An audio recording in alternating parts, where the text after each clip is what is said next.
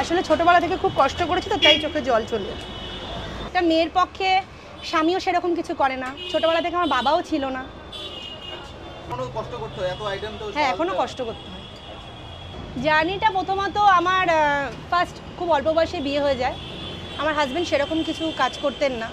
তারপরে আমি আটা, ময়দা, চিনি, ডালডা, মশলার হোলসেলার ছিলাম।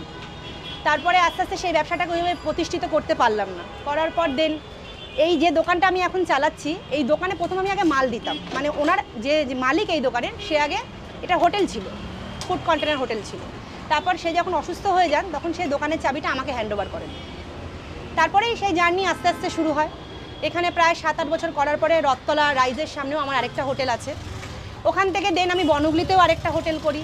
তারপরে সল্টলেক আজকাল ভবনটাও আমি চালাই। তারপর লকডাউনের পর সবাই যেরকম বিধ্বস্ত, আমিও সেম বিধ্বস্ত হই। হওয়ার পরে আবার সেই পুরনো জায়গায় ফিরে আসি। তা কাস্টমার